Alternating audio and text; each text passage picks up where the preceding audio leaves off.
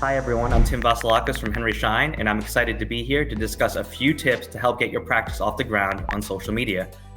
Just like anything you'd see on your timeline, we want this to be brief, so let's dive right in. Tip 1, find the right platform.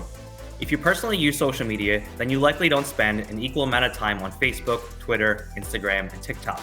Well, your patients don't either. Dig in and research which platform is best for the demographic you're going for. You'll see here some recent numbers as to who's on what platform. Feel free to pause and review, and we certainly encourage you to investigate this more. Pew Research Center tends to have some of the best data around social media.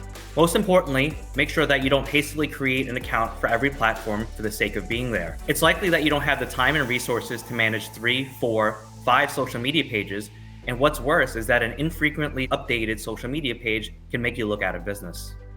Tip 2, have a social media champion.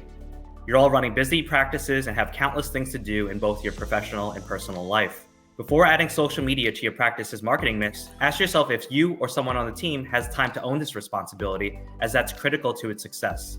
If you're personally passionate about it and have the time, that's great. And if it's not going to be you, that's fine. But having someone that's consistently thinking about it and developing a strategy is a step that cannot be overlooked. Tip 3, be personal. Gone are the days that being on social media itself will make everyone, including your patients and potential patients, follow you. Actually, the way that social media algorithms work make it increasingly hard for your content to get in the eyes of the followers. Sharing dental tips and news may have been enough to grow an audience 10 years ago, but a personal touch is very much needed to build your digital rapport.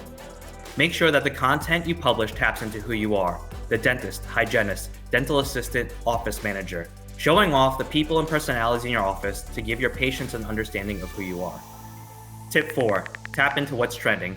From the new hit series on Netflix to viral memes, there's always something to help tie your practice to the conversation that's already happening on social media. And it doesn't always have to be pop culture. On Instagram or TikTok, a quick glance at some popular dental hashtags can give you all the inspiration that you need. And the conversation is certainly there, with the hashtag dentist alone bringing 10.5 million posts on Instagram and 11 billion views on TikTok. Tip 5, focusing on the engagement rate.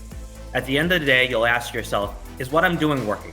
The standard measure of success most people, companies, and brands use for growing their social media presences is called engagement rate.